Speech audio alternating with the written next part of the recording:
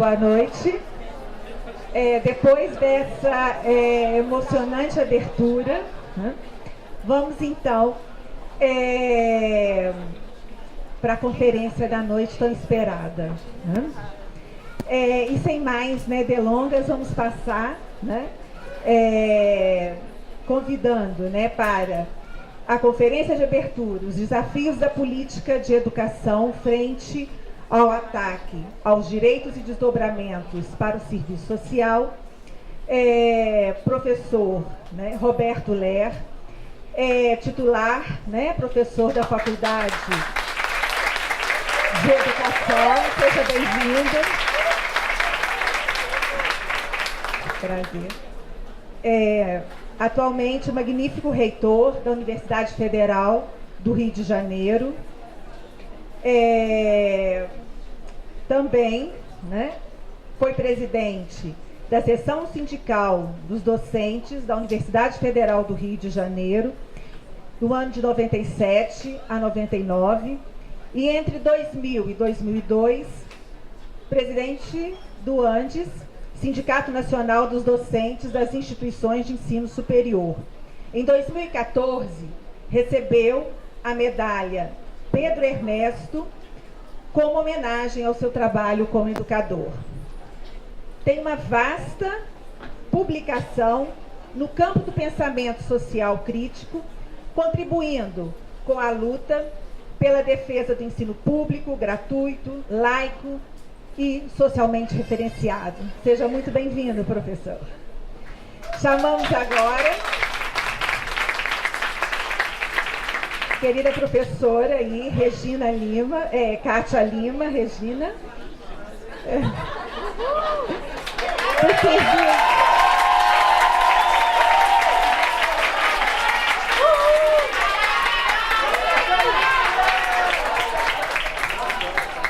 Seja bem-vinda.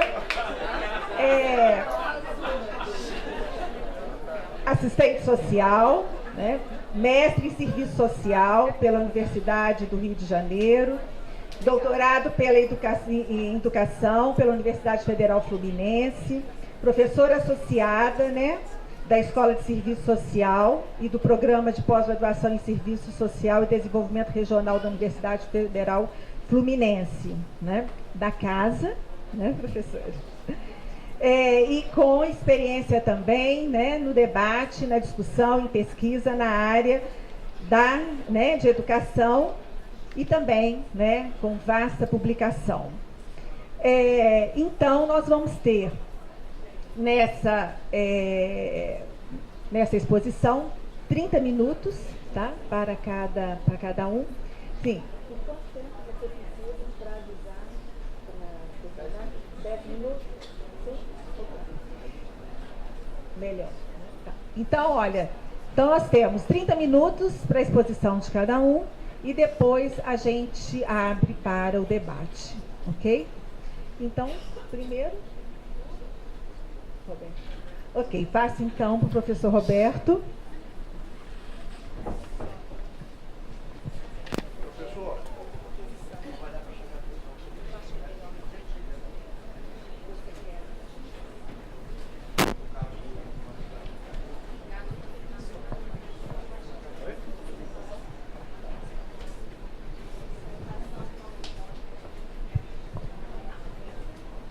Seja muito boa noite a todas, a todos. Está lindo o auditório, está lindo esse auditório. É muito bom encontrar companheiras, companheiros de tantas jornadas de luta que estão aqui presentes.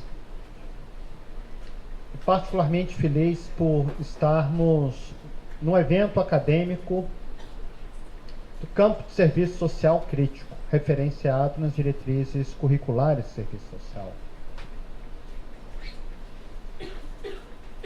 Conforme foi destacado por Maria Helena, nós estamos hoje num fortíssimo embate de projetos educativos. E, obviamente, o campo do serviço social, que reúne, e eu não tenho a menor dúvida disso, o melhor do pensamento crítico brasileiro, e também latino-americano, mas brasileiro seguramente, obviamente seria e é uma área de muito antagonismo com o pensamento conservador que tenta se difundir como um pensamento hegemônico. Então é uma alegria enorme estar aqui com vocês. Saudar a mesa, os representantes da ABEPS, do Cefes, da Enesso, né, os estudantes, enfim, de todos que estão aqui presentes. Impossível deixar de mencionar a Kátia, né, querida companheira de muitas lutas também.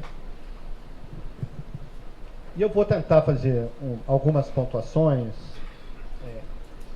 que abordam temas vinculados às mudanças que estão acontecendo na educação brasileira, para nós falarmos um pouco de projetos alternativos.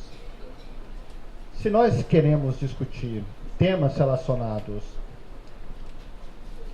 às mudanças na educação brasileira, é muito importante que nós possamos demarcar alguns itens que, a meu ver, são referências fundamentais para tornar pensável o tema da educação no Brasil de hoje.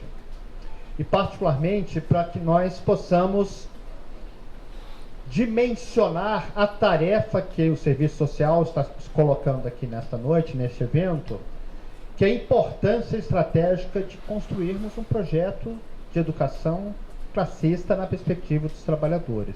Eu vou tentar também argumentar em torno desse tema.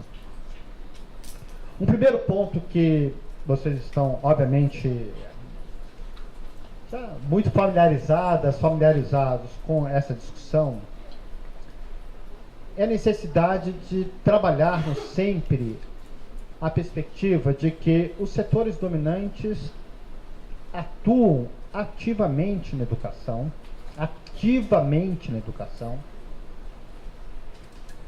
Se nós abrirmos os jornais dos donos do dinheiro e do poder, Financial Times, Wall Street Journal, Valor, vocês vão encontrar uma profusão extraordinária de textos sobre a educação. Sob todos os pontos de vista, quando nós analisamos a empiria, de onde os setores dominantes está circulando as suas ideias, nós vamos ver que a educação tem, de fato, uma dimensão muitíssimo relevante na sua atuação como classe para si. Eu acho que a gente já pode fazer a primeira rápida pontuação. Um primeiro elemento que, a meu ver, nós não podemos deixar de considerar, portanto, é que quando os setores dominantes atuam na educação, atuam segundo uma dupla vertente. Primeiro,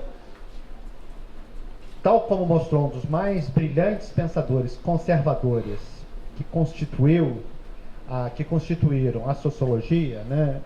Pensemos em Durkheim, nós vamos encontrar uma formulação que, a meu ver, foi brilhante do Durkheim, de que a educação é pensada na perspectiva da socialização humana. Vejam que aqui não é apenas uma criação de ideias dominantes, é mais do que produção de ideias dominantes. É criar uma forma de disposição de pensamentos, de socialização profunda. E vejam que este é um processo que começa da infância e segue durante um tempo variável, de acordo com as diversas realidades, mas que estende por muito tempo. Portanto, os setores dominantes têm precisão no que diz respeito à necessidade de ter projetos educativos capazes de socializar uma enorme massa de pessoas. E uma segunda dimensão fundamental da nossa análise é o fato de que os setores dominantes atuam diretamente no fornecimento da educação. E cada vez mais a educação se afirma como um setor econômico, um setor de serviços econômicos extremamente importante e inteiramente novo no que diz respeito ao seu nexo com as frações burguesas que operam capital portador de juros e o capital que nós podemos caracterizar como capital fictício, que Marx chamou de capital comércio de dinheiro. São os financistas, aqueles que operam com os títulos que passam agora a atuar no campo da educação, e é sobre isso que eu vou tentar enfatizar um pouco mais a minha fala. No caso da conjuntura brasileira, o que é importante que nós possamos pontuar? Primeiro, que temos uma contra-reforma do Estado. Isso foi muitíssimo bem trabalhado aqui pela mesa que abriu os trabalhos. Nós temos uma contra-reforma do Estado, que é obviamente uma contra-reforma não consentida, é uma contra-reforma, de certa maneira, silenciosa, porque não se afirma como a contra-reforma do Estado, que é a Emenda Constitucional 95, antes conhecida como PEC 55 ou a 241. O que fala, grosso modo, a PEC 55? A Emenda Constitucional 95, ela diz respeito a uma parte do fundo público. Grosso modo, o Estado brasileiro tem um fundo público com duas vertentes, com duas dimensões. Uma primeira vertente chama-se pagamento de juros e serviço da dívida. É muito importante que nós não percamos de vista que esta dimensão é uma dimensão que paulatinamente foi sendo blindada de qualquer incidência da soberania popular, mesmo desse parlamento que nós temos hoje no Brasil. Essa parte que está blindada do orçamento, ou seja, é uma parte que está protegida, que não tem, digamos, qualquer ingerência sequer dos parlamentos, e com esses parlamentos que nós temos, é a dimensão do pagamento de juros e serviços. A outra dimensão das contas públicas diz respeito às chamadas despesas primárias. E as despesas primárias incidem sobre tudo aquilo que o Estado federal gasta de folha de pagamento, na Seguridade Social, né, incluindo todas as suas dimensões, na educação, na ciência e tecnologia, nos investimentos, em suma, na manutenção da máquina pública federal. Hoje o Brasil gasta aproximadamente 20 pontos do PIB com as despesas primárias, e desses 20 pontos do PIB, a Emenda Constitucional 95 tem como meta, como objetivo, que num espaço curto, pensando o que é o processo sócio-histórico, reduzir entre 5% e 8% pontos do PIB em aproximadamente 10 anos. Isso é um número meio abstrato para todos nós. O que significaria passar de 20 pontos do PIB para 15 ou, quiçá, 13, 12 pontos do PIB num espaço de 10 anos? A rigor, o que nós podemos afirmar é que daqui a 2 anos não haverá receitas discricionárias no âmbito federal. O que são as receitas discricionárias? São aquelas receitas que possibilitam o investimento nas universidades, na criação de bolsas de estudo, no custeio de pagamento das despesas básicas das universidades, do serviço público, enfim. A previsão é que entre 2 e no máximo 3 anos o Estado não tenha mais receitas discricionárias. O que significa que todo o dinheiro que o Estado tem é para pagar contas que não são passíveis de serem alteradas, a não ser que hajam uma série de reformas que vão, ou de contra-reformas, que vão abrir espaço orçamentários para futuros investimentos em outras rubricas. Daí porque a questão da Emenda Constitucional 95 está indissoluvelmente vinculada a 3 dimensões. Reforma da Previdência, chamada Reforma da Previdência, fim do Sistema Único de Saúde e fim da gratuidade nos estabelecimentos públicos federais. E não apenas federais. A Emenda Constitucional 95, ela introduz uma coerção econômica em que este clamor que existe na mídia e nos outros espaços, que tem que ter uma reforma da Previdência, senão não fecha a conta, tem que ter o fim da gratuidade, senão não fecha a conta, que o SUS é insustentável, de fato tem completa razão de ser, porque não haverá espaço orçamentário para a manutenção dos direitos que foram conquistados na Constituição de 88.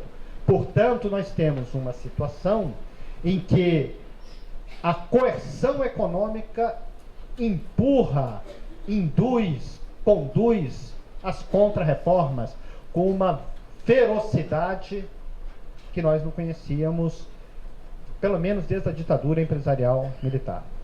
Outro ponto importante, que eu não vou poder pontuar, mas que é evidente, é que este Estado que está desmontando os direitos sociais está sinalizando qual é a forma de inserção da força de trabalho que opera no país na economia mundial.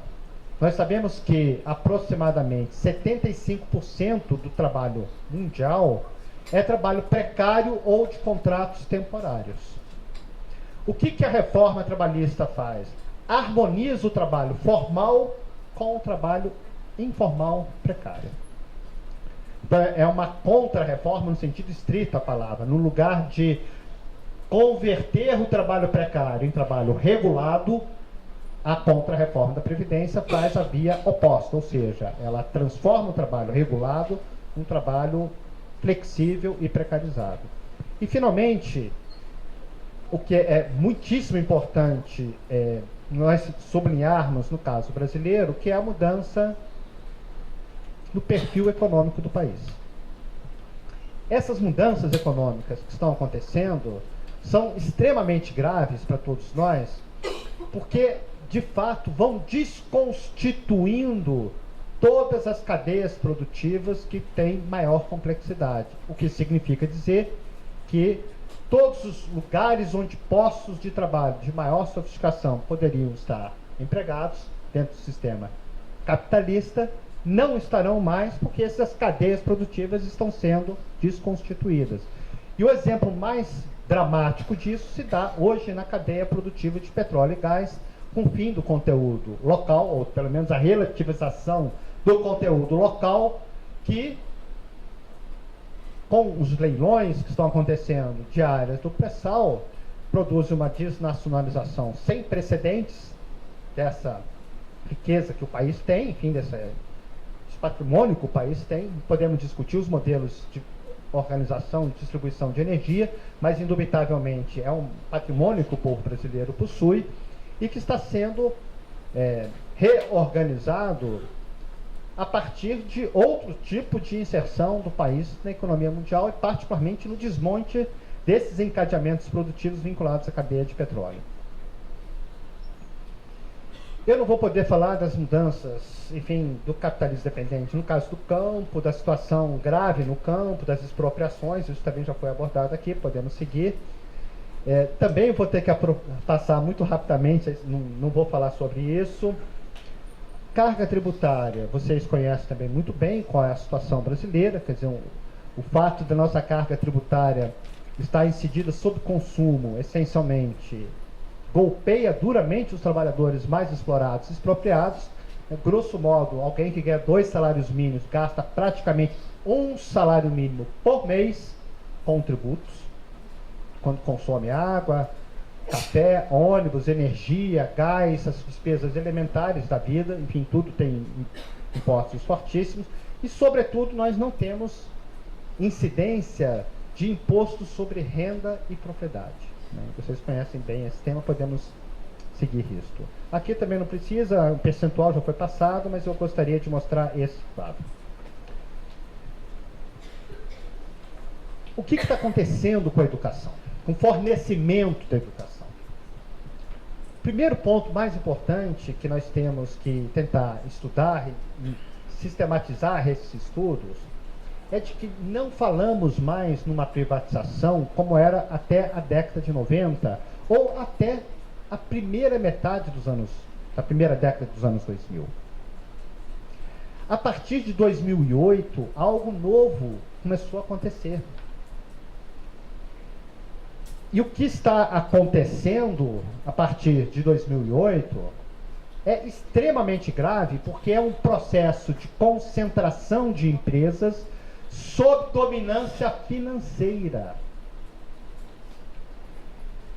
Aquele setor que Marx estudou no livro 3, que são aqueles que operam comércio de dinheiro, seja na forma de juros, seja na forma de operação com títulos no capital fictício, agora entenderam que é possível instituir uma racionalidade financeira no setor de educação.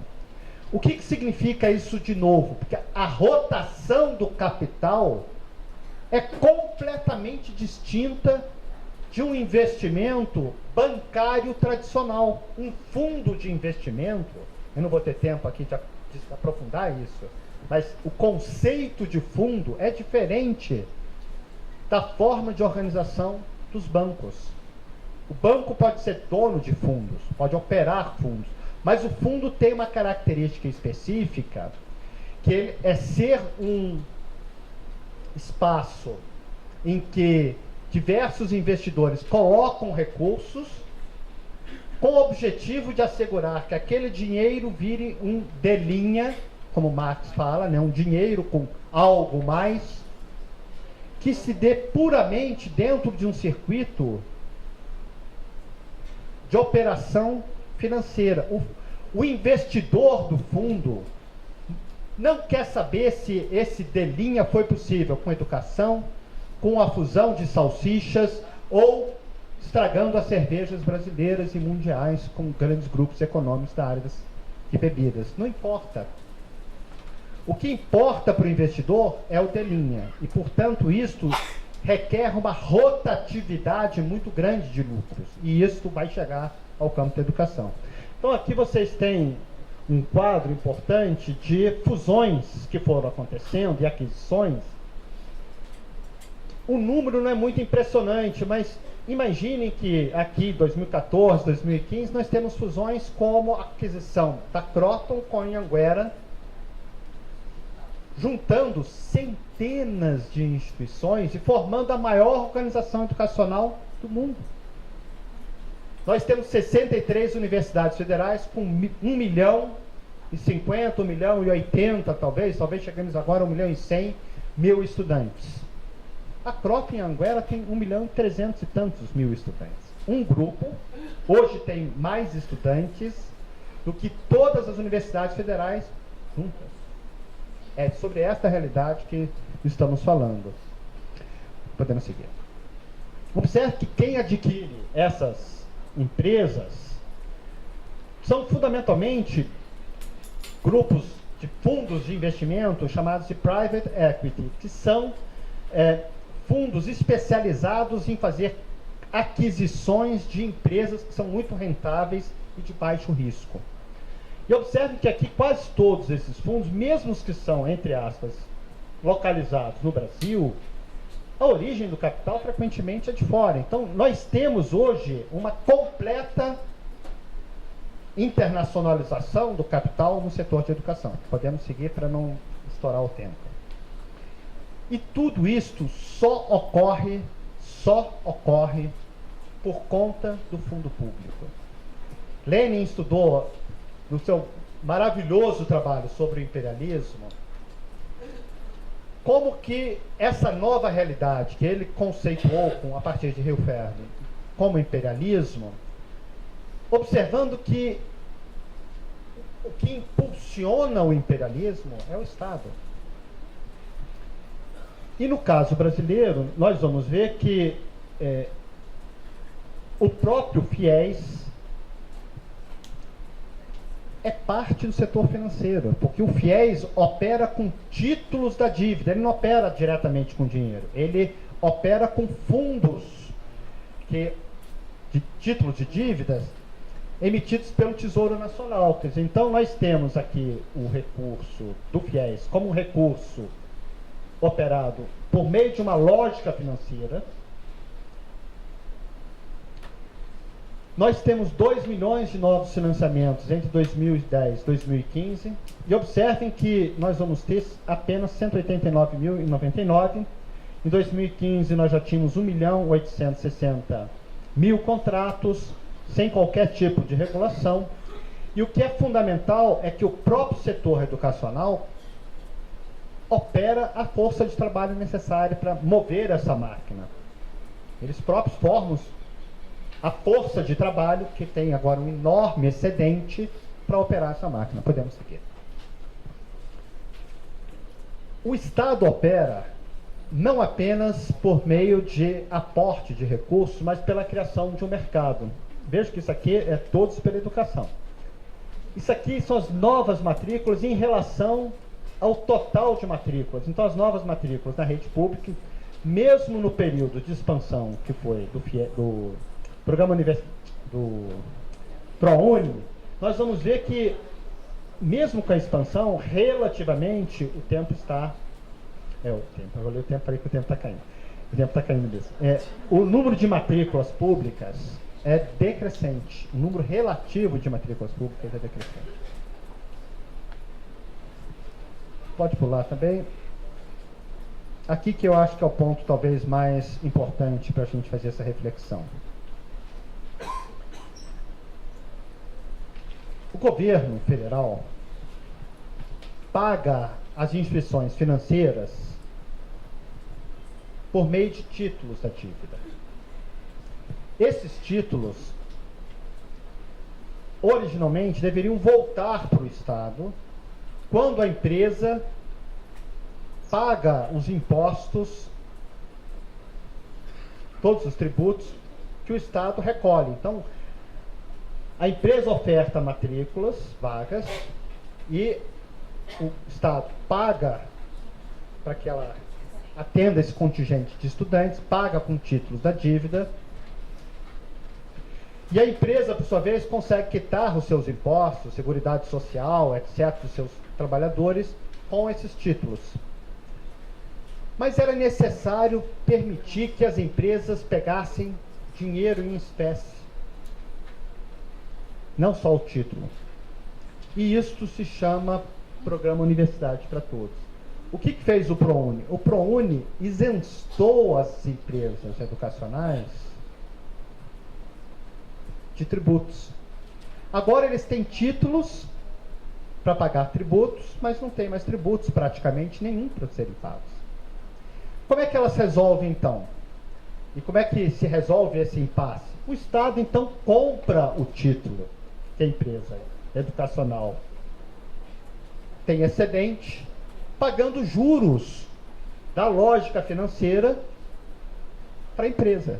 Então veja que a empresa ganha de forma múltipla. Primeiro, que não paga tributos. Segundo, que como que não paga tributos, praticamente nenhum, elas recebem os títulos da dívida do FIES e podem trocar esses títulos por dinheiro, por meio do Fundo Nacional de Desenvolvimento da Educação, o FNDE. Isso está custando crescentemente uma fortuna ao Estado. Podemos seguir, porque eu vou já estourar meu tempo. Observem que o FIES praticamente está arrecadando hoje 1 bilhão e 500, 1 bilhão e 600 por ano. Isso é o que o FIES arrecada, com o pagamento que alguns estudantes ainda fazem e com a operação de juros, de empréstimo, etc. E podemos seguir. No entanto, se nós observarmos o quanto que tem sido pago, né, o total pago aqui, e quanto que tem sido arrecadado, nós vamos ver que o déficit é crescente. No último ano que nós temos dados, né, o déficit foi de 11 bilhões no ano. E isso está gerando uma dívida que é crescente ano a ano. Podemos seguir? E aqui nós vamos ver os números. Em 2010, nós estávamos aí aproximadamente 2,4 bi. Em 2016, já chegamos a 18,7 bilhões. Se vocês... O que isso significa de recurso? 18,7. O orçamento do Ministério da Ciência e Tecnologia para tudo, pagar bolsa, projeto de pesquisa, FINEP, o Fundo Nacional de Desenvolvimento Científico e Tecnológico, etc., é de 3 bilhões para todo o país. O que existe recurso hoje de pesquisa no Brasil são 3 bilhões. E aí vocês podem ter uma dimensão. Recurso para investimento nas universidades públicas em 2016 foi de 1 bilhão. Este ano, o orçamento das universidades para investimento, construção de prédio, equipamentos, não vai passar de 1 bilhão. E aqui vocês têm um número do que hoje significa o Fiesp. Para concluir, não, aqui não, então eu só vou parar aqui. Eu queria passar agora alguns dados às públicas, mas eu acho que não é necessário. O que é importante que nós não percamos de vista? O capital se apropria da educação pelo conteúdo, vide movimentos como Todos pela Educação,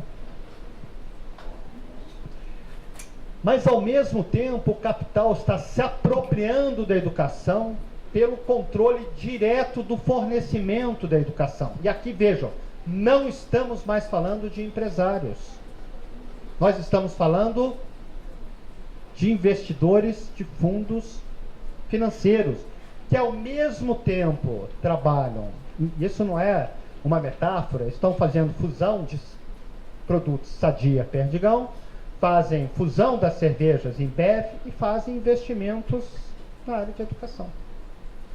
O que é novo nisso tudo? A rotação do capital é mais rápida. Atualmente nós temos mais de 60% das matrículas de educação à distância no Brasil sob controle de 5 fundos de investimento. E daí o serviço social entra nessa.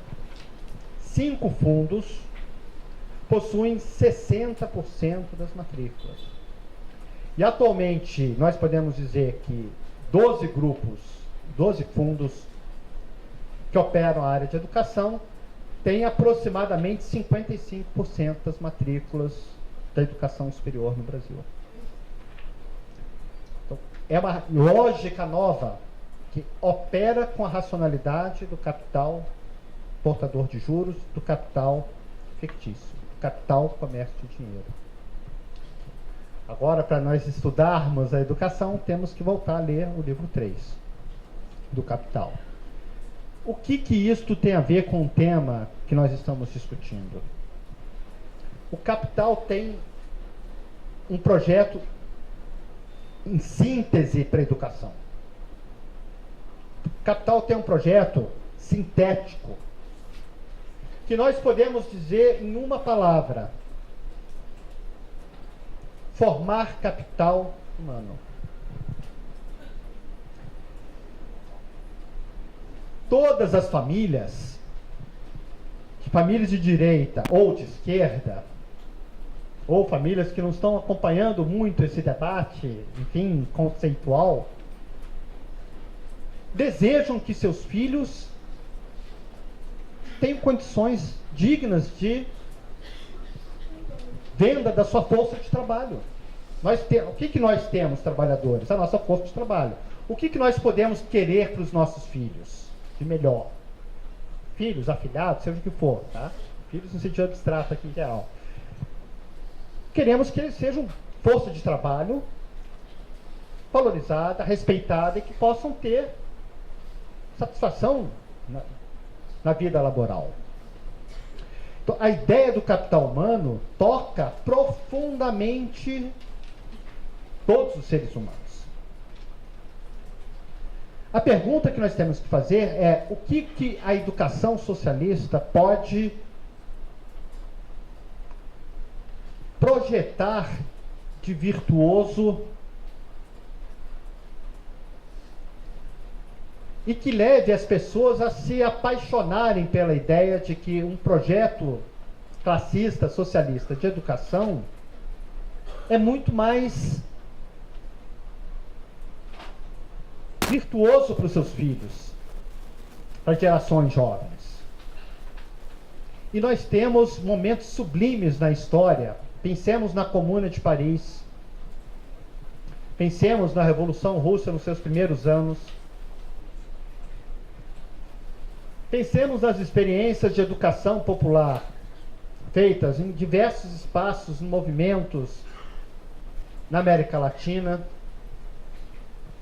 Paulo Borda, Paulo Freire, vários outros.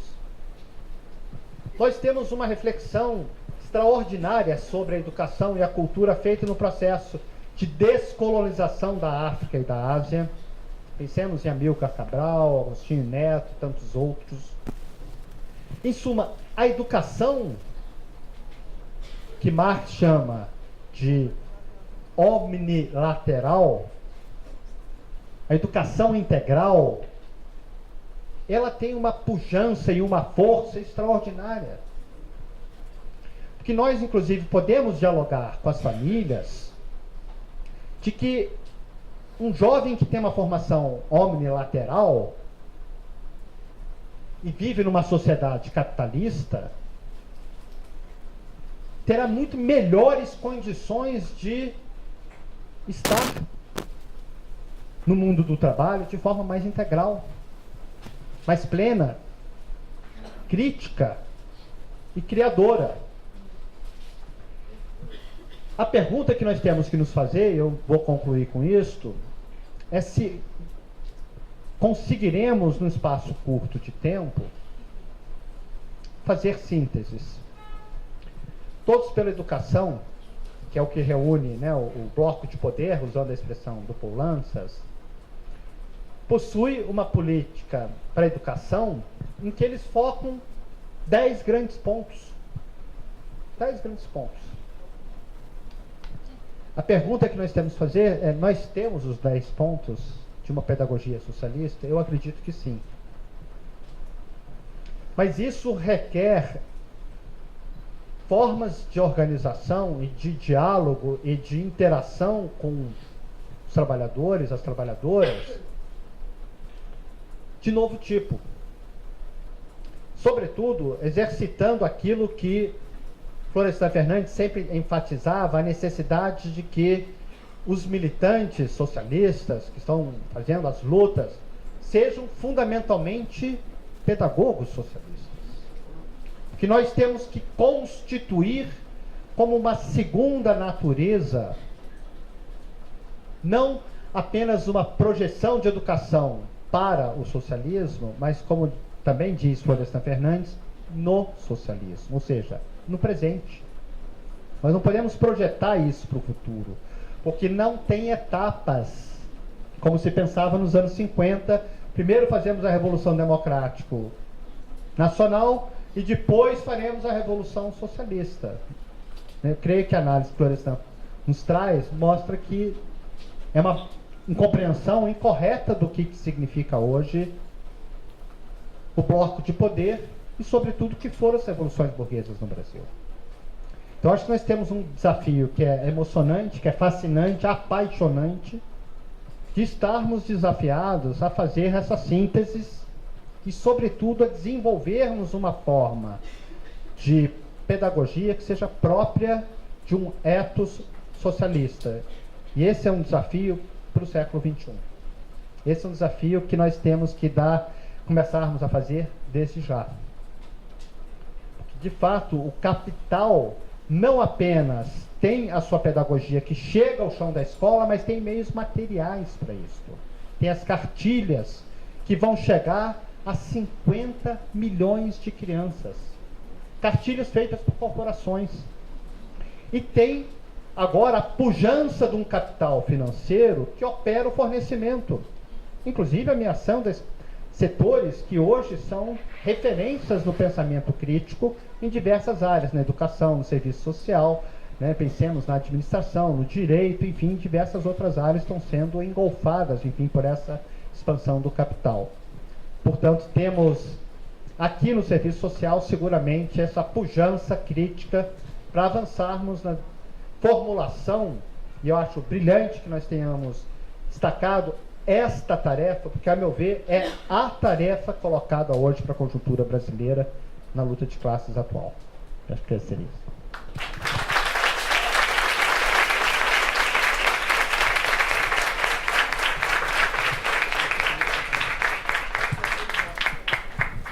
Muito obrigada, professor. Se nós, ao iniciarmos, né, aí, né, a Maria Helena dizia, né, no acerto da escolha do tema, né, nós também, né, estamos acertando na escolha, né, dos palestrantes. E aí eu já passo em seguida, né, para a professora Kátia, também com 30 minutos, e quando tiver 10, né, eu aviso. Obrigada. Já está com meu? Deixa aqui na fila que eu vou beber todas. Beberei todas. Boa noite para todos e todas. É uma alegria imensa estar aqui com vocês. De fato, a nossa visão é uma visão privilegiada, né? Esse auditório lindo demais. Agradecer aos companheiros pelo convite, registrar a imensa alegria de estar dividindo essa mesa com uma pessoa muito querida e que é para todos nós uma referência de um intelectual militante, que é o professor Roberto Lé, né? Essa dobradinha já vem há quase 2 décadas, né? A gente estudando juntos e militando juntos, especialmente no ANDE Sindicato Nacional, né? A minha fala vai recuperar alguns elementos da fala do Roberto, e aí quando o slide aparecer, a gente acelera um pouquinho para dar tempo da gente conversar, tá bom? Vamos lá, Paulinho? Então, o tema da nossa mesa de hoje, os desafios da política de educação frente ao ataque aos direitos e os desdobramentos para o serviço social.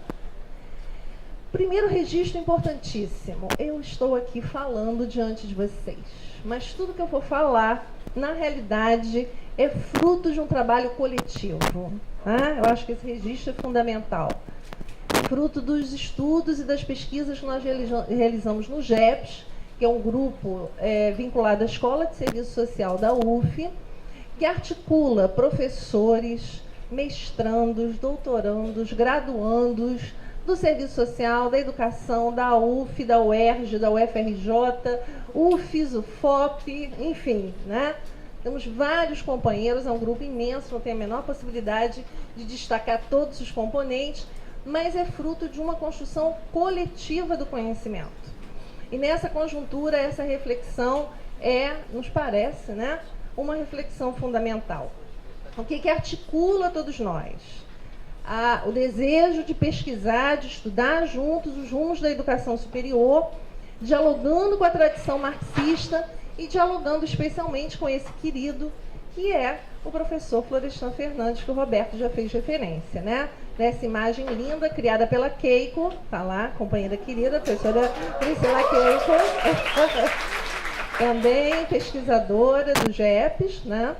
E desse diálogo com a obra do Florestan Fernandes, o que a gente vem estudando, e isso que a gente queria conversar um pouco hoje, né?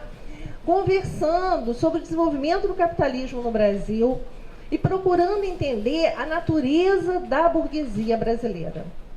E a gente avalia que essa reflexão é uma reflexão importante, não só para que a gente possa fazer um balanço dos últimos anos dos governos Lula e Dilma, mas que a gente possa pensar mais para frente os rumos no processo de construção de um projeto de nação e dos rumos da educação superior, e aí os dilemas e desafios colocados para a formação em serviço social, certo?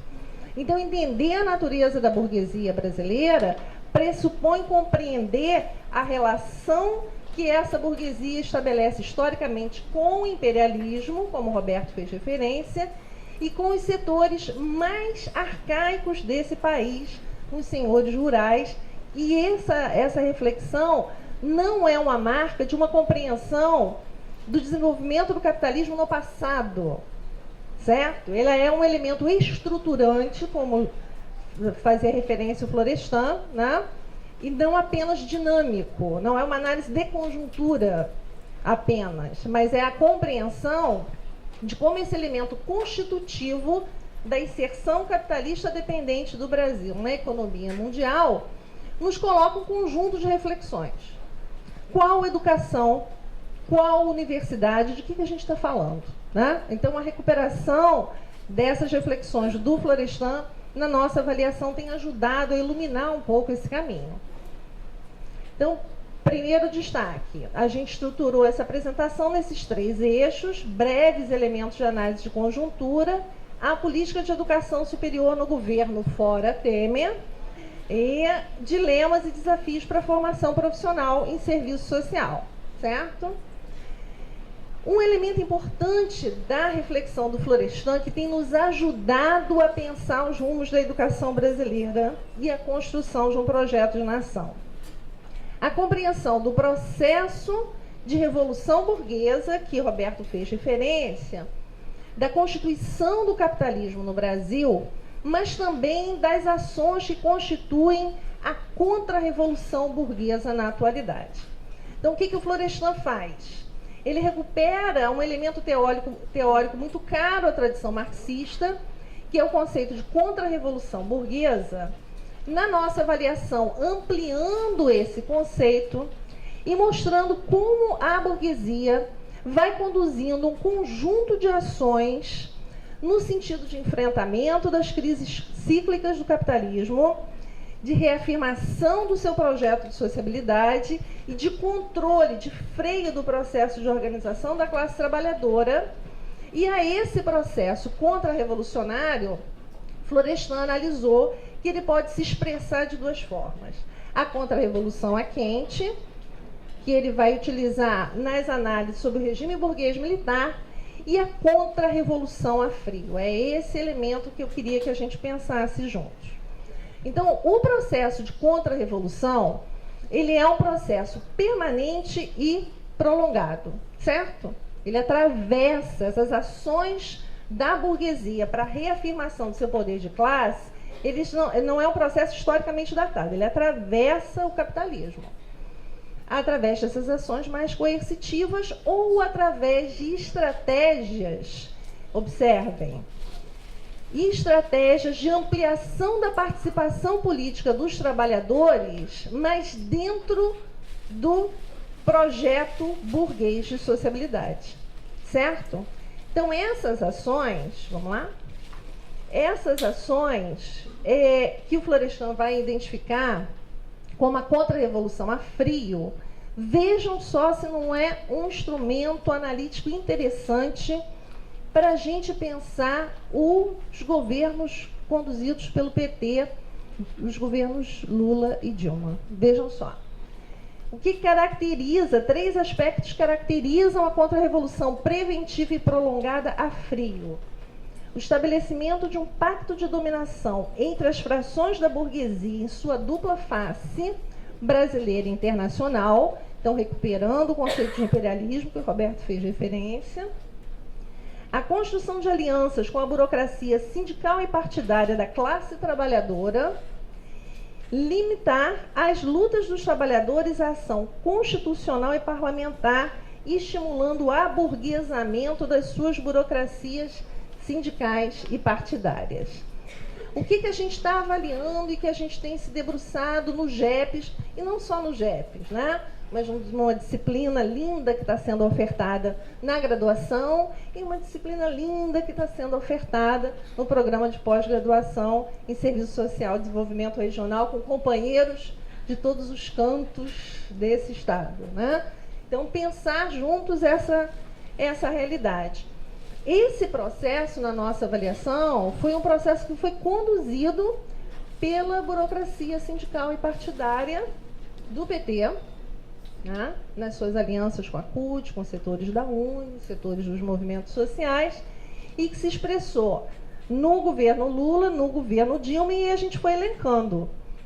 No período 2003 a 2005, com o PL, José Alencar, todos lembram, né? De 2005 a 2010, também José Alencar no PRB, e com Michel Temer como vice de Dilma. Do que a gente está falando? A gente está falando dessa imagem. Certo? Precisa comentar essa imagem? Não, né? Do que a gente está falando? A gente está falando de um exercício urgente e necessário de reflexão coletiva das particularidades desses governos, mas da importância de identificação do que a gente vem chamando de um movimento de continuidades e novidades entre esses governos. Tá claro? Então, o Fernando Henrique não é igual ao Collor. E o Lula não foi igual ao Fernando Henrique. E a Dilma não foi igual ao Lula. Não é isso que a gente está falando. Que é tudo a mesma coisa, tá? Tem diferenças. Mas existe um elemento de continuidade que constitui a pauta de ação política desses governos, que a gente tem que ter clareza para fazer análise de conjuntura, para entender as alterações na educação superior e para entender os desafios que estão colocados para todos nós, com a preocupação que Maria Helena colocou e todos os companheiros e companheiras que nos antecederam colocaram de construção de ação política, certo? Então vamos lá. O que a gente veio percebendo nesses estudos e nessas pesquisas? A pauta de ação política é a mesma em todos esses governos. Ajuste fiscal, pagamento dos juros e amortizações da dívida e redução do financiamento público das políticas públicas. Esse material é um material que já está circulando já há bastante tempo. A gente apresentou na ocupação, né, que os estudantes fizeram aqui na escola. A gente organizou uma roda de conversa e juntos fomos pensando esses desafios, né? Que material é esse? É um material que a gente elaborou com base na auditoria cidadã da dívida, com os dados da auditoria, e tentando mapear a relação entre o gasto público com a dívida pública e o financiamento das áreas sociais. Eu não vou apresentar um por um para a gente ter tempo de conversar, tá? Mas só por uma visão rápida, a gente já tem clareza de qual é a prioridade, certo? O próximo a gente trabalhou com esses mesmos dados, mas pensando as informações sobre saúde, educação e assistência social. O que a gente está falando? Ainda que a gente tenha construído de forma corretíssima um conjunto de ações contra a PEC 241, PEC 55, hoje emenda constitucional, a lógica de priorizar o ajuste fiscal e de redução do financiamento com as áreas sociais não é só do governo Temer. Ela veio atravessando todos esses governos. Ela veio constituindo a pauta de ação política desses governos nesse processo de exercício de identificar o movimento de continuidades e novidades entre esses governos. O que a gente foi vendo com o diálogo com Florestan Fernandes? O aburguesamento das burocracias sindicais e partidárias conduziu uma fase da contra-revolução burguesa no Brasil. E isso hoje pode ser um pouco mais fácil de se falar, né, Roberto? Mas quando a gente falava isso, em 2003, 2004, o governo Lula é um governo contra-revolucionário. Vocês fazem ideia, né? Do processo. Então, muito difícil. Muito difícil. Então, a necessidade de todos nós pensarmos a contra-reforma do Estado brasileiro, o conjunto de contra-reformas inscritos nesse processo mais amplo da contra-revolução que foi conduzida pelos governos do PT, certo? Uma pista interessante dessa reflexão do Florestan para todos nós. Esse livrinho pequenininho, O PT em Movimento, que foi um documento que o Florestan elaborou para o primeiro congresso do Partido dos Trabalhadores, tá? Publicado em 91. Vale a pena olhar esse material, que já naquele momento o Florestan alertava: PT, vocês estão mudando a rota, fazendo uma guinada à direita e tirando da centralidade a construção de um outro projeto societário, substituindo pela ocupação no poder. Não sei se vocês lembram, vocês são novinhos, eu já tenho um pouco mais de idade, mas da campanha do PT, um jeito petista de governar, né? Orçamento participativo. Então, a centralidade nessas ações e a retirada da pauta da construção de um outro projeto societário. Precisa analisar? Certo? Então, a questão é, o que essa política de coalizão de classes fez? E, na nossa avaliação, foi essa política que abriu a antessala para esse ataque aos direitos que a gente está vivendo hoje. Então, é um elemento que coloca uma reflexão importante para trás e para frente. As nossas tarefas nesse final de 2017, 2018 e nas lutas que nos aguardam, tá? E aí vou falar muito rapidamente do exame de 3 documentos do atual governo fora Temer, né? O primeiro, uma ponte para o futuro, a emenda constitucional. Roberto já fez referência, a gente não combinou, mas eu coloquei só um slide sobre a emenda, né? O fato de fazer essa dobradinha quase 2 décadas, a gente vai fazendo uma sintonia, né? E a travessia social, uma ponte para o futuro. O que esses 3 documentos revelam? A análise desses 3 documentos. E vale a pena fazer, né? Vale a pena sentar e olhar esses documentos com atenção. Ajuste fiscal, pagamento dos juros e amortizações da dívida e redução do financiamento público com as políticas públicas. Vamos lá? Ponte para o futuro, qual futuro, né? Vamos nós. Vou fazer só 2 referências rápidas. A concepção do Estado, que está presente nesse documento, uma ponte para o futuro, e a questão do ajuste fiscal. O Estado é um incentivador de iniciativa privada e condutor do ajuste. E aí o documento diz o seguinte: sem um ajuste de caráter permanente que sinalize um equilíbrio duradouro das contas públicas, a economia não vai retomar seu crescimento e a crise deve se agravar ainda mais. Para garantir o ajuste fiscal, o que o documento defende? Autonomia na organização do orçamento anual da União, acabando com as vinculações constitucionais, como no caso dos gastos com saúde e com educação. E o fim dos reajustes automáticos, seja para salários ou benefícios previdenciários.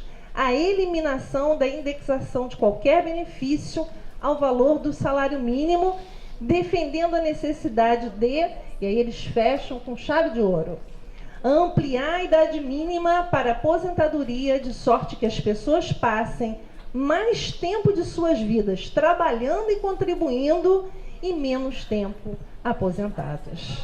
Então é de uma sinceridade, é o coração aberto, né? É o coração aberto.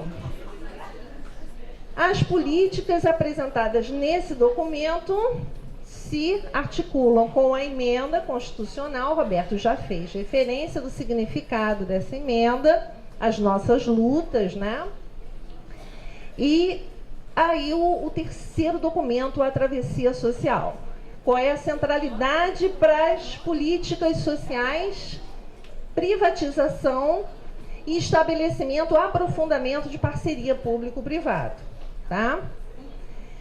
Não precisamos falar da Lei de Diretrizes Orçamentárias 2018. Todos nós estamos acompanhando a lei e o significado também dessa Lei de Diretrizes Orçamentárias, como é que isso vai criar impactos nas áreas sociais, especialmente na educação. Medida provisória 805, pauta de hoje, se eu não me engano, da Assembleia da ADUF, né? Congelando os reajustes dos servidores públicos e aumentando a contribuição previdenciária. Não é isso? É isso, certo? Então, entender esses elementos dessa conjuntura, a partir da compreensão da natureza da burguesia brasileira, que Florestan identificava como uma burguesia antissocial, antinacional, agressiva. A gente sempre conversa, né, no GEPS e nas disciplinas, que o cartaz que a gente vê hoje, né, que viu no momento do impeachment, Dilma, por sua culpa eu não tenho mais empregada doméstica. Não sei se vocês viram, eu tive o desprazer de estar passando em Caraí no exato momento que uma manifestação verde e amarelo estava cruzando e com um cartaz desse. Essa manifestação não é algo de hoje. Ela tem a marca de um país marcado por essa inserção capitalista dependente na economia mundial e de uma burguesia organizada a partir do que o Florestan chamava do padrão compósito de hegemonia, servindo ao imperialismo e aos senhores rurais. E compondo, não é vítima dessa burguesia internacional, mas é uma parceira que se alimenta, e muito bem, dessa parceria, certo? Considerando isso tudo que a gente foi apresentando, como é que fica a educação superior? Precisa falar alguma coisa? Eu só trouxe slide para não falar. Eu sempre precisa falar alguma coisa, certo? Então, a política de educação superior no governo fora Temer, tendo como referência o ator Alexandre Frota e Marcelo Reis, integrante do grupo Revoltados Online. Passa esse slide. Então, ok, vou beber água. Então, é isso, certo? Esse é o Ministério da Educação. Trazendo alguns dados do Censo da Educação Superior de 2018, a gente reafirma o que já foi apresentado aqui anteriormente. 87% das instituições de educação superior são privadas. O processo que o Florestan identificava como privatismo exaltado, ele se mantém, certo? Aqui nesse slide fica mais clara essa relação, 87,7%, vamos lá? Em 2016, quase 3 milhões de alunos ingressaram em cursos de educação superior de graduação, 82,3% em instituições privadas. Certo? Próximo. O volume de ingressos aumentou em 2016 na modalidade à distância. A gente tem que conversar sobre isso. Na modalidade presencial, houve uma queda, ainda que essa relação aqui é presencial no azul e o verde à distância. Ainda que tenha uma diferença significativa, esse aumento na modalidade à distância tem que ser analisado por todos nós. Certo? Política do governo Temer desmonta a educação federal. Dados da Andifes, que o Roberto tem muito mais propriedade para falar do que eu. Tá? Em 2017, o custeio das federais foi reduzido em mais de 1 milhão e investimentos tiveram uma queda de mais de 40 milhões. Então, vamos observando esses dados que o Roberto apresentou e que a gente está conversando para a gente desenhando os desafios e os dilemas que a gente tem para conversar não só hoje, mas ao longo de toda a oficina, certo? A PEC, que foi apresentada pelo deputado do PT, indicando a possibilidade de cobrança de mensalidade nas públicas. Vamos? O Supremo Tribunal Federal autoriza a cobrança de mensalidade para o lato sensu. Vai todo mundo sair deprimido, né? Não é, tá? Não é. É pelo contrário, é para a gente entender o tamanho do problema e a necessidade de construção dessa resistência, né, coletiva. Docente voluntário, alternativa precarizada à crise, certo? Próximo. MEC autoriza a Assembleia de Deus a oferecer cursos superiores. Para que o Roberto não está bem. Vamos, passa. Então agora ele vai piorar. Porque é o ministro da Educação, os pastores e o Ronaldo Caiado, do DEM, Partido Demoníaco. Vamos lá. Fechando essa análise, Plano Nacional de Educação, não foi do Temer, foi da Dilma, 2014, e aí nós os usamos como referência, além dos documentos oficiais, óbvio, as análises do ANDE e as análises do Colemar, que são material que vale a pena ser estudado. Né? O que a gente foi identificando na análise do Plano Nacional? Privatismo e certificação em larga escala como 2 eixos condutores. Se vocês analisarem as metas 12, 13, 14 da educação superior, o que a gente vai identificando no PNE 2014 e 2024? Quais são os eixos do Plano Nacional de Educação? As metas de expansão e reestruturação político-pedagógica do REUNE. Então, vejam só, não é o REUNE como um programa ligado ao decreto de 2007 que terminou em 2012. Não é disso que a gente está falando. A gente está falando de um processo de reestruturação político-pedagógica que vem se desenhando. Vou dar um exemplo para ficar bem claro. Quando a reitoria da UF pergunta às unidades de ensino quais são as disciplinas que serão ofertadas à distância no presencial. Então, o processo de reestruturação político-pedagógica dentro dos cursos das federais, certo? A expansão do FIES, Roberto apresentou os dados, para graduação e para pós-graduação, inclusive mestrado profissional e doutorado profissional. Vamos conversar sobre isso. E a distância. O aperfeiçoamento do Sistema Nacional de Avaliação e a ampliação do EAD pela Universidade Aberta do Brasil. Isso é o Plano Nacional de Educação. E aí, duas reflexões pontuais no limite de tempo que a gente tem, que a gente conversa hoje, vai seguir conversando, certo? Mestrado e doutorado profissional, portaria 389/2017. O que é importante a gente amadurecer coletivamente?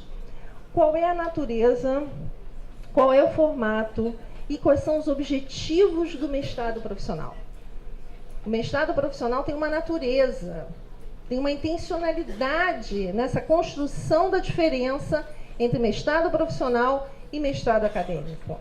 Um mestrado voltado aos interesses do mercado de trabalho, que não demanda um produto de uma dissertação, de uma tese, mas um artigo, uma revisão de literatura, um projeto de intervenção, que no setor privado a gente consegue identificar o que o Florestan chamava do privatismo exaltado de uma forma mais clara, mas que também coloca problemas no setor público, porque ele demanda também a flexibilização dos conteúdos. Esse debate não é um debate fácil, na minha avaliação.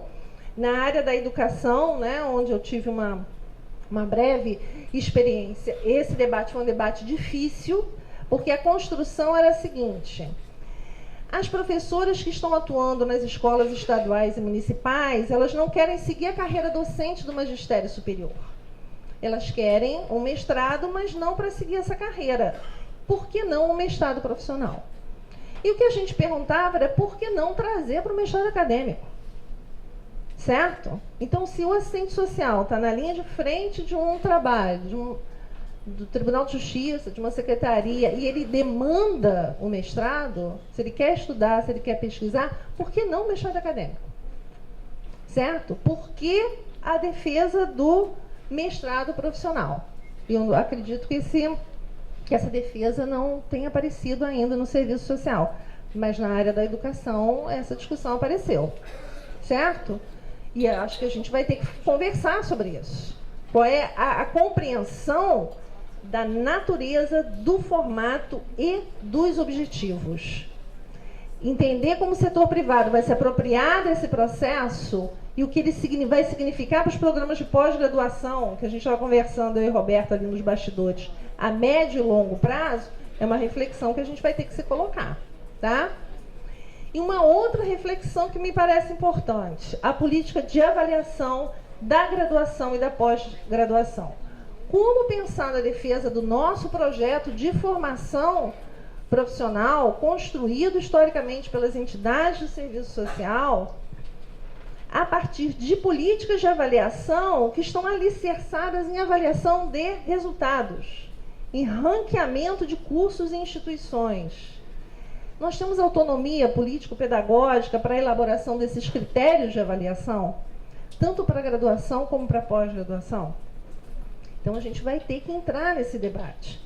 No serviço social, eu não vi esse fato acontecendo, mas em outras áreas, infelizmente, a gente veio observando, né, companheiros queridos que, na passagem do 5 para o 6 do programa de pós-graduação, fizeram uma camisa com o número 6, fizeram uma festa comemorando, fotografaram e botaram no Facebook, aí foi pro Facebook, foi pro mundo, né? E a gente tentando entender o que isso significa para a intensificação do trabalho docente, para o adoecimento docente e para o adoecimento de mestrandos e doutorandos.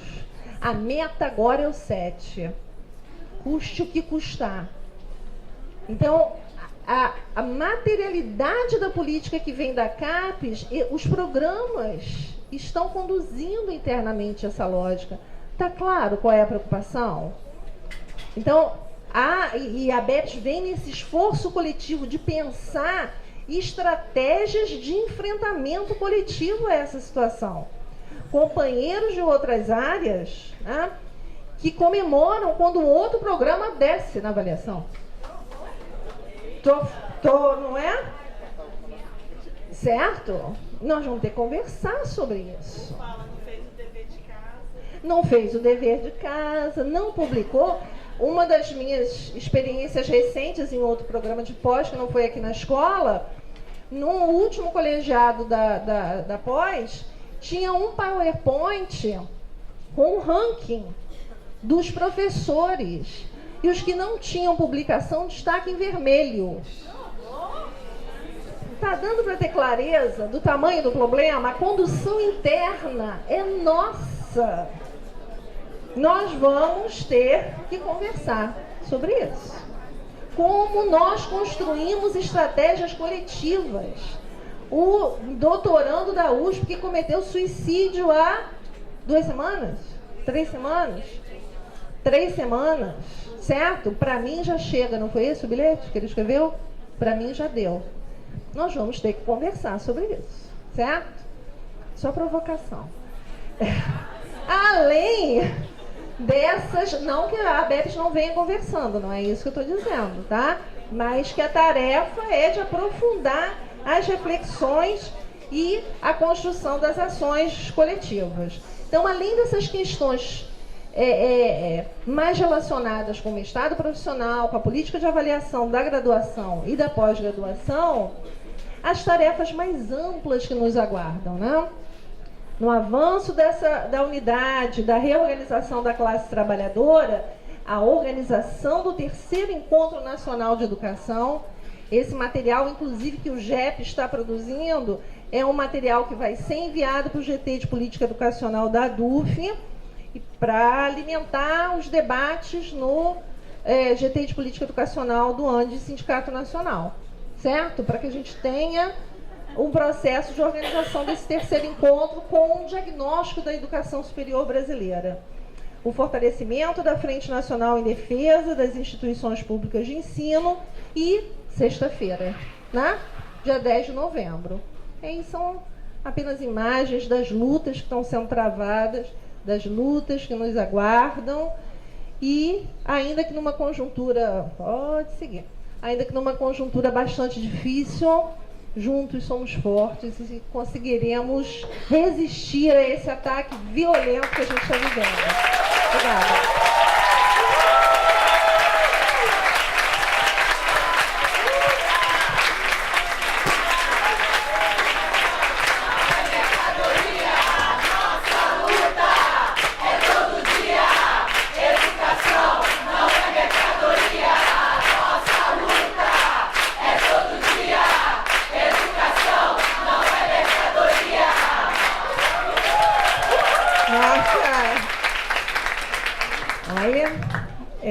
É uma emoção, né? E emocionada. Bom, agradecer, né, imensamente e abrir, né, para a discussão, para os debates. E aí a gente fazer aqui, né, a gente pensou em 2 blocos, né, de 5 questões, né, um mais extenso, né, porque também a gente tem um horário, tá, então vamos fazer então, né, um mais extenso, né, de repente umas 5 questões, a 7, e aí a gente fecha na medida em que, em determinado momento, eu já digo que a gente vai então encerrar, tá? Então vamos, né, tá aberto, aí eu peço, né, para caminhar, né, deixar o crachá e tá aberto então para as inscrições. Vamos lá? Quem vai começar? Juliana. Quem mais? Vamos fazendo já as questões e aí eu já vou fazendo a inscrição também. Tá. Tá, deixa o crachá, Jaqueline, Juliana. Sem problema, Juliana.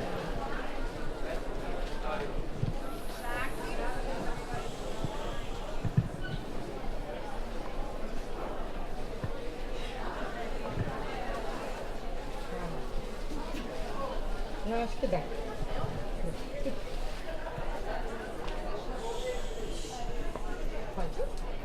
Bom, boa noite a todos e todas.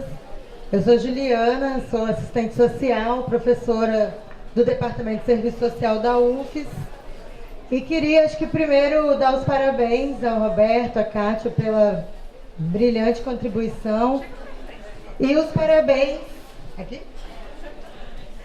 E os parabéns à Direção Nacional da ABEPS, acho, pela escolha desse tema e dos palestrantes. Né? Certamente essa mesa dá o tom das análises que faremos, dos debates que faremos em toda a oficina. Eu estou contempladíssima, assim, né, especialmente com a fala que a Kátia traz, e queria, acho que, pedir que falasse um pouco mais sobre esse processo, né, de burocratização, tanto partidária quanto sindical, e aí, né, você fala especialmente do PT e da CUT, do impacto disso também para as lutas, né, para a luta dos trabalhadores nesse momento. Né, quando você mostra as fotos, eu também lembrei aqui da foto do Cid Gomes, ministro da Dilma, com a Xuxa, né, numa ocasião. Ou quando a gente vai para o ato Fora Temer em Brasília, maior ato dos últimos anos, a gente está lá na frente tomando porrada da polícia e a direção da CUT no carro mandando os militantes irem embora porque o ato tinha acabado. Ou quando desmobiliza sua base no segundo chamado da greve geral, mudando inclusive o chamado, né? Tirando greve geral e transformando numa jornada nacional de lutas. Então, se você pudesse aprofundar um pouco mais disso, eu acho que a gente tem feito algumas lutas importantes. O Encontro Nacional de Educação tem sido hoje um polo, né, que reúne os movimentos mais combativos, mas como que isso, essa burocratização das direções, né, impacta na nossa luta? Obrigada.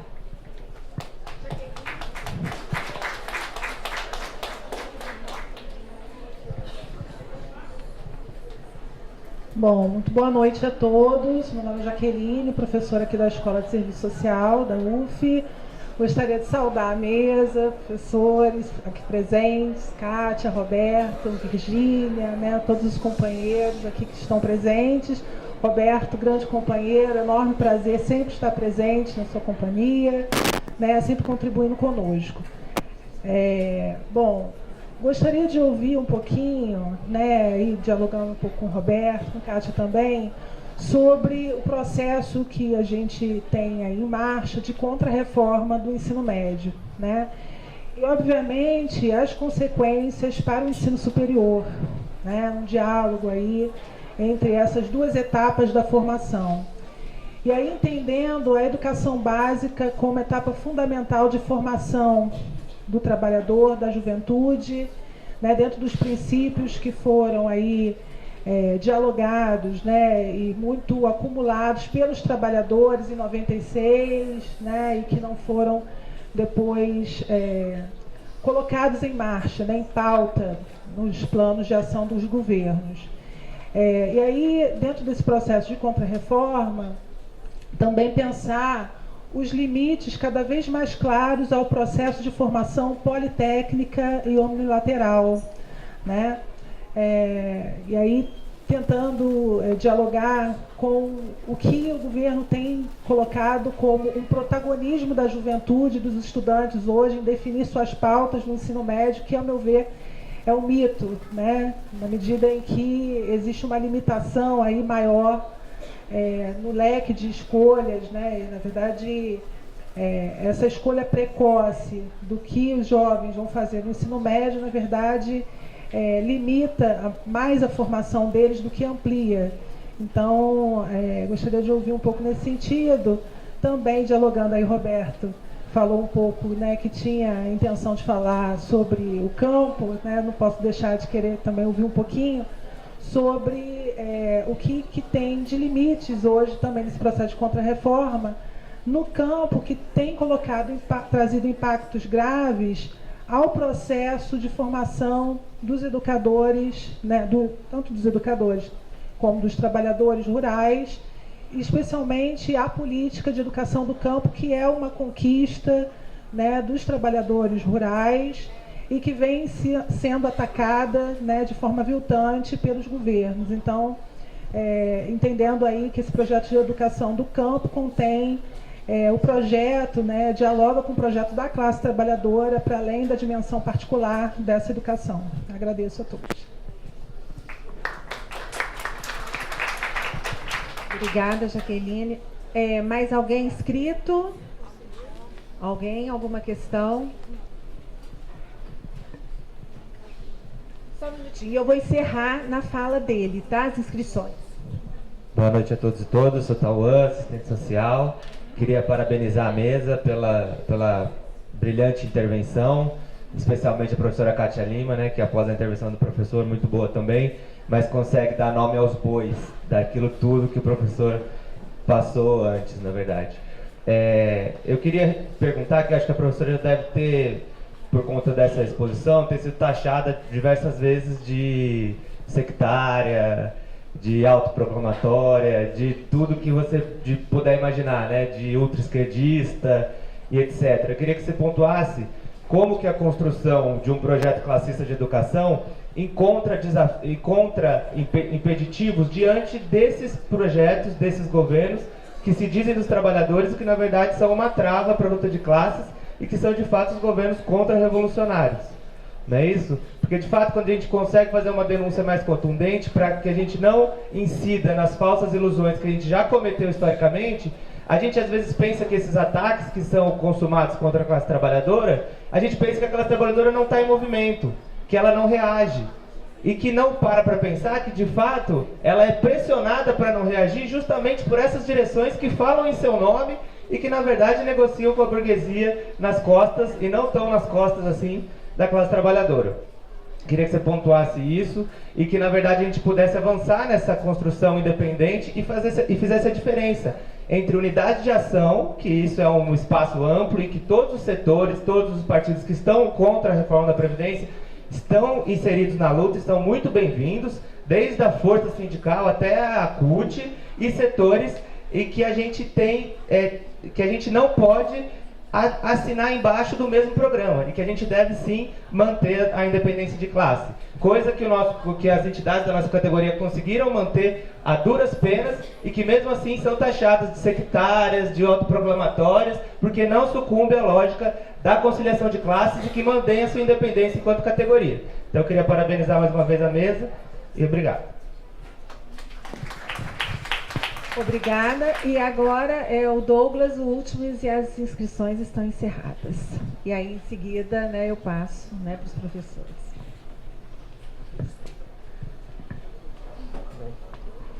Boa noite a todos, boa noite à mesa, né, parabenizar pela excelente palestra que foi hoje. Eu vou tentar falar super rápido por causa do tempo, já são 9h30. Né? Comentou-se aqui sobre a questão da PEC, da antiga PEC 55, que se tornou emenda constitucional. E lá no inciso 1 do artigo 109, se eu não me engano, dessa emenda constitucional, fala da questão do contingenciamento e do corte de recursos no que diz respeito caso o teto seja ultrapassado, né? E que envolve também no que diz respeito aos investimentos nas diversas áreas dos setores públicos e tem a ver também com as possibilidades, por exemplo, de progressões dos professores e por aí vai. E eu acho que seria um momento importante para a gente discutir, tendo em vista na luta do dia 10 agora, que se a PEC passou, né, infelizmente, nós ainda temos uma luta que é a MP 805, que também vai tratar, é 805, se eu não me engano, né, que vai tratar da questão do... É literalmente um confisco também, né, dos recursos no âmbito dos setores públicos. Eu queria que o Roberto e a Kátia tratassem um pouquinho desse, bem rapidamente, por causa do tempo. Obrigado. Obrigada, Douglas. Eu já passo imediatamente, né? E aí, quem prefere? Roberto. E aí, se também já no final, né, fizer as considerações finais, que aí a gente já vai para Agradecer também as questões, é sempre muito bom fora desse horário já estejamos todos bastante cansados, né? De uma longa jornada de trabalho, mas seguramente tivemos excelentes questões para a nossa reflexão. Eu vou focar na questão que foi mais diretamente indicada da Jaqueline, sobre a questão do ensino médio.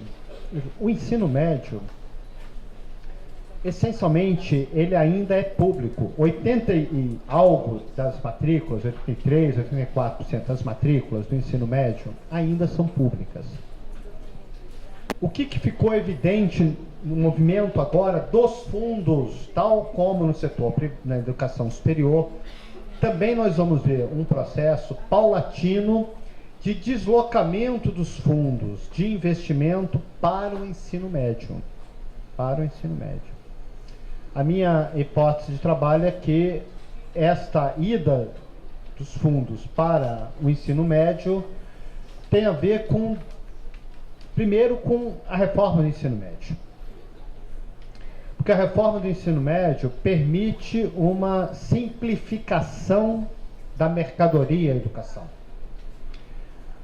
Em outras palavras, nós vamos ter kits de conhecimento bastante limitados no campo das ciências da natureza, de forma muito limitada nas biociências, na ciência da natureza vinculada à matemática e física, mas sobretudo aí a física, química. Nós vamos ter aqueles que terão alguma coisa de humanidades e a formação profissional. Então, esse desmembramento mostra itinerários de formação que são itinerários muito graves se nós pensarmos que estão sonegando para a juventude aquilo que a ciência contemporânea aponta como parte da produção do conhecimento hoje, que é impossível nós trabalharmos, por exemplo, no campo das biociências sem as matemáticas. Impossível fazer isso. É impossível hoje nós trabalharmos as ciências sociais sem nós conseguirmos analisar elementos quantitativos.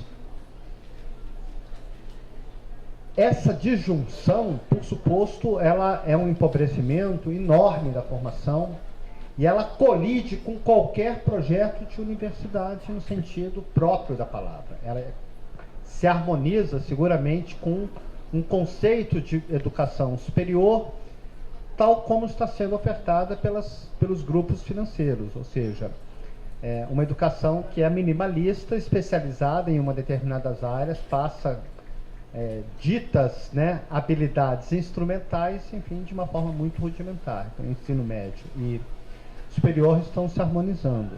O que me parece hoje muito grave do ensino médio?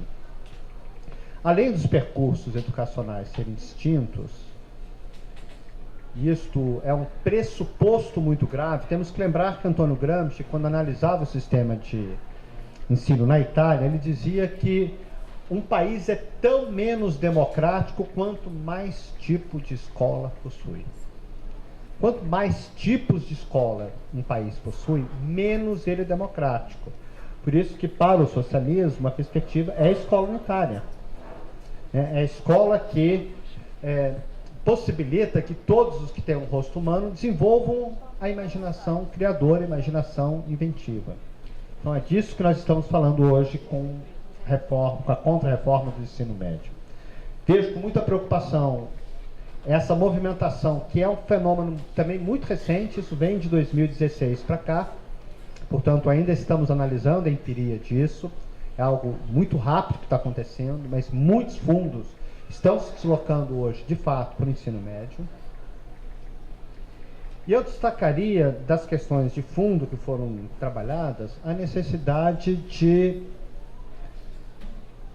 pensarmos a agenda que unifica hoje os trabalhadores.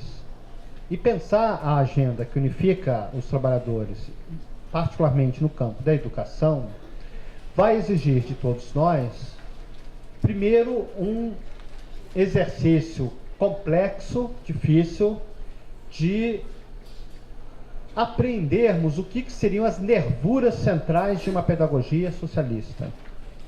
E aqui, novamente, eu penso que o trabalho do Gramsci é muito importante. Primeiro, a perspectiva do mundo do trabalho. Eu acho que esse é um ponto crucial. Segundo, de que nós precisamos compreender a natureza.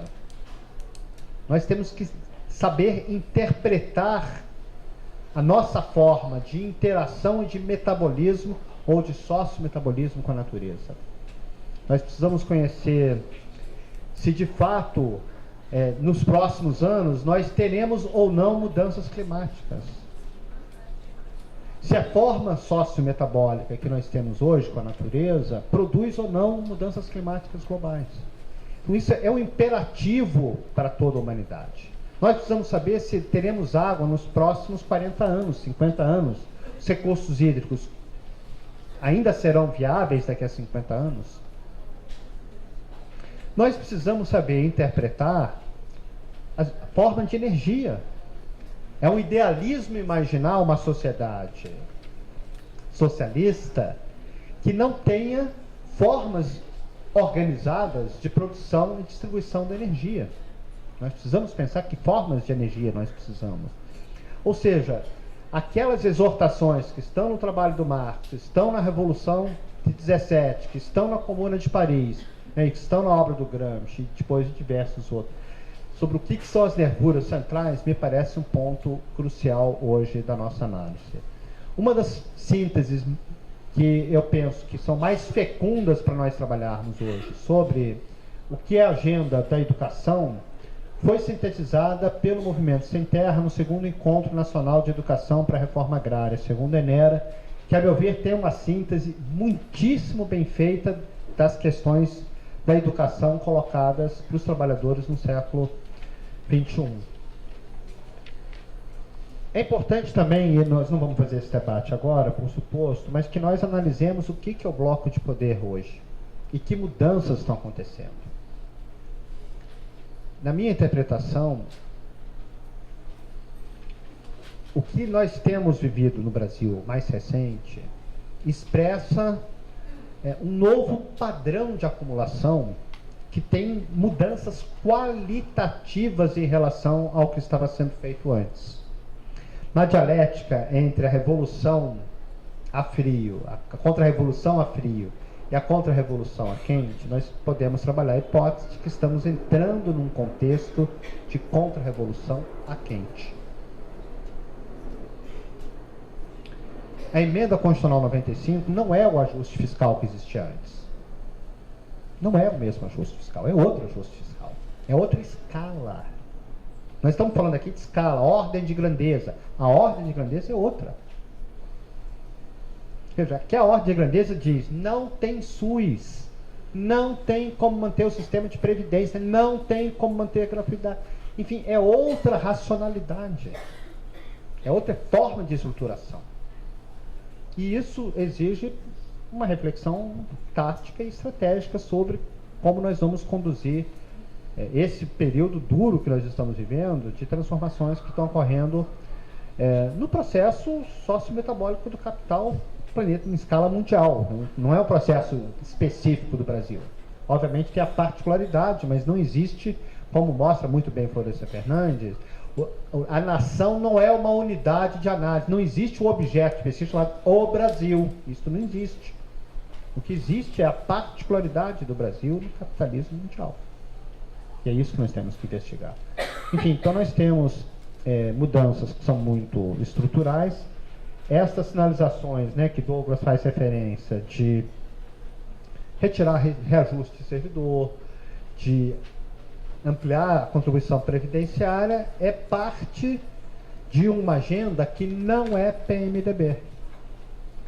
PMDB é funcionário, é um operador da política, mas não é o intelectual.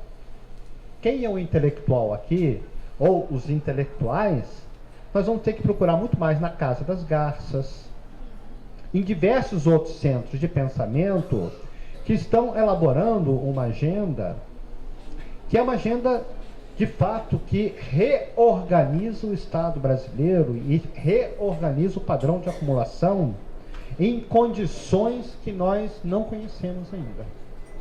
E acho que esse é o ponto nodal das nossas lutas que teremos pela frente, e acho que agora o grande exercício que nós teremos que fazer, e o Serviço Social brasileiro é fundamental para isso, é uma análise fina de que reacomodações nós temos no bloco de poder e como isso está interligado com as frações burguesas mundiais. Eu acho que a partir daí nós talvez possamos ter um pouco mais de precisão na discussão sobre a tática e as estratégias de lutas na conjuntura brasileira específica, né, e particularmente na nossa frente, que é a frente da educação, né, e é uma frente muito estratégica, muito estratégica. Os setores dominantes operam intensamente, por isso que nós temos que operar intensamente na autoeducação dos trabalhadores livremente associados. Esse é o desafio e seguramente o serviço social é parte desse processo de luta e de resistência. Parabéns a todos. Muitíssimo obrigado também pelo convite e pela possibilidade de estar com vocês.